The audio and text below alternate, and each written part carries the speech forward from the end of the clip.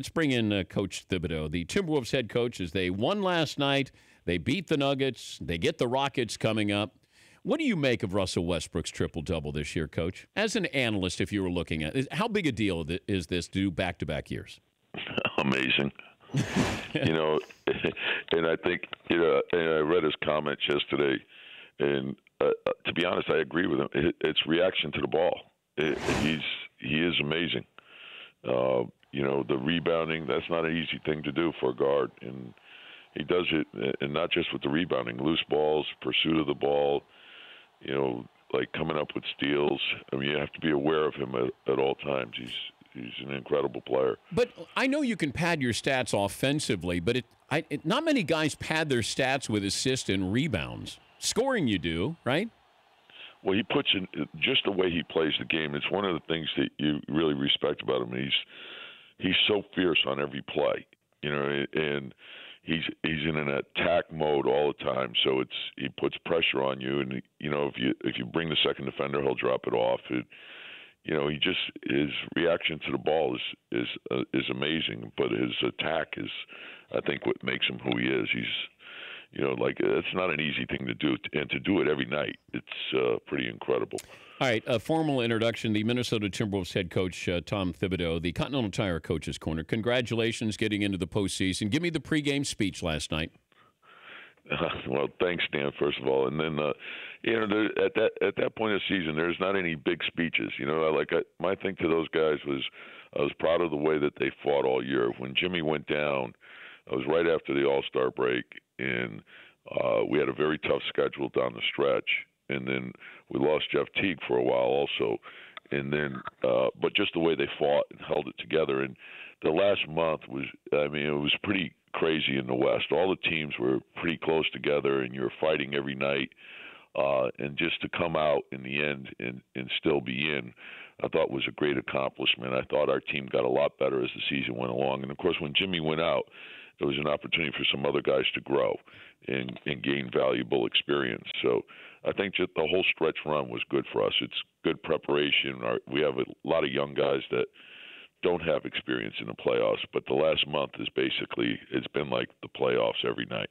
I know you love your defense. If you could pick anybody that you've ever coached or coached against who could play defense on James Harden, who would you have? Yeah, and over the years, there's been so many unbelievable players that like when you get a superstar player, it's almost impossible to guard them individually. So you have to do it with your team, and it ends up being the team commitment. When I was in New York, of course the battles with Michael Jordan, and then of course you had Kobe and Harden and LeBron. When I was in Boston, it was those guys are you can defend them great, and you can send the second defender, and they still can make shots and make plays. And sometimes you can defend them perfectly. You just got to try to make them work for what they're going to get, and then they've seen every defense there is, so you also have to change things up on them. But I think the way Harden has really it's pretty amazing because it's his power and strength to go along with the vision and his ability to shoot the ball and just draw fouls and things like that. You have to be very disciplined against them.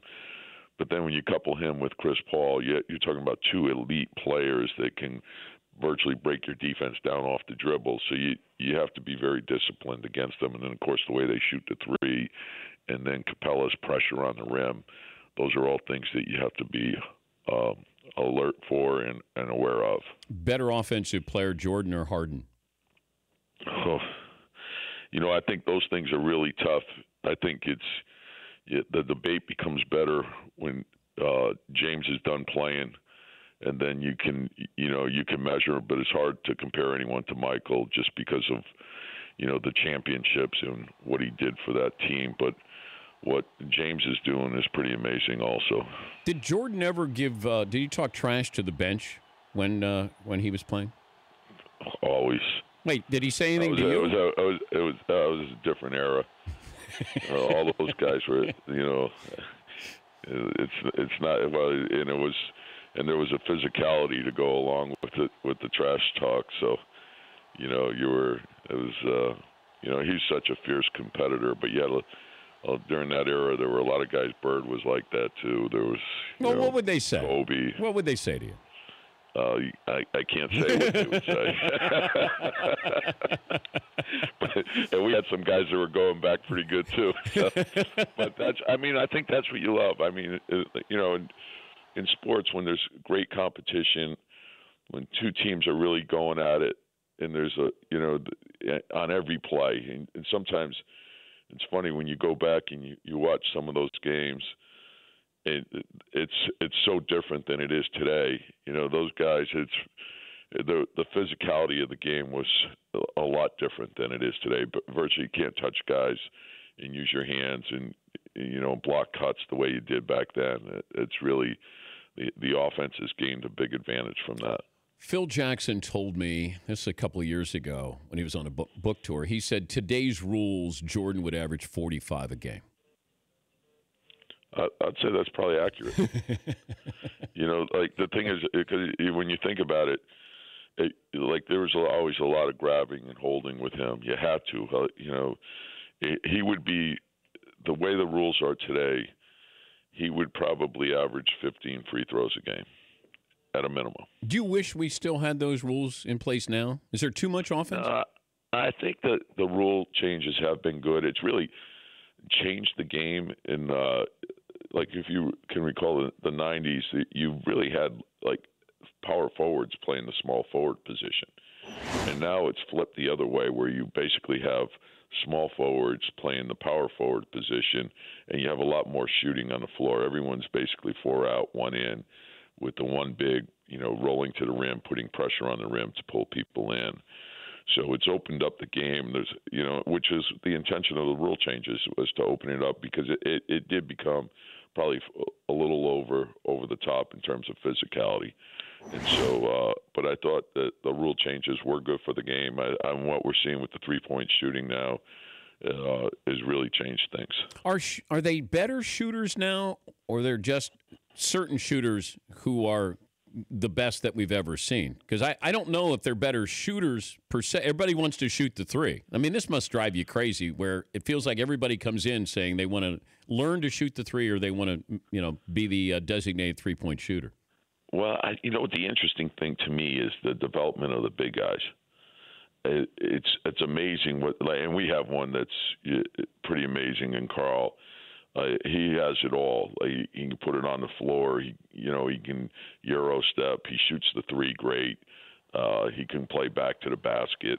And you've seen a lot of the bigs that really have guard-like skills. And so it's become a big part of the game. And I think, players are working on their all-around skills. And then the challenge is to find the Draymond Greens, those type of guys who, we have one in Gibson that can play defense also. So when you downsize, you're not sacrificing your defense. And that, I think that's one of the things, like with the Warriors, when Draymond goes to the 5, they don't sacrifice their defense. And that's what makes them so good. Steph Curry, best shooter you ever seen? Well, I had the good fortune to be around he and Clay with USA Basketball, and and when you're up close with them and you watch them shoot, it's hard to believe like how deep they can shoot it and how quick they can get it off. And then oftentimes what you realize is that, like, in transition, they can pull up from anywhere, and probably might not be a great shot for a lot of people, but for them it is. I mean, they can make them. So I'd like to see those two and have a shootout or a shooting contest, because pretty close between those two. I'd like to have you and Luke Walton have a voice-off, Coach. Because it'd be close. I mean, this would be Ali Frazier. I mean, and he's a younger guy. The voice is going to get a little deeper, I think. Hey, yeah, Luke has done a terrific job with the Lakers. He's really a good guy, too. Well, congrats. I know you got homework to do with James Harden. You know what? I'm going to try. I think you should make him go right And Dan, we're going to hire you as a consultant. but Coach, why is it every left-handed guy we always go, you force him right? Like nobody says about a right-handed guy, hey, force him left, right? No, that's pretty good. Yeah, you're right. Yeah, like Ginobili. You know, you can make him go right all you want. And he's going to spin back around and go left. Right? It doesn't matter. No doubt. It doesn't matter. Hey, congrats on making the Thanks playoffs a lot, there. Dan. Appreciate you having me on. All right, and that's Tom Thibodeau, Continental Tire, Coach's Corner. Anytime you'd face a left-hander, force him right.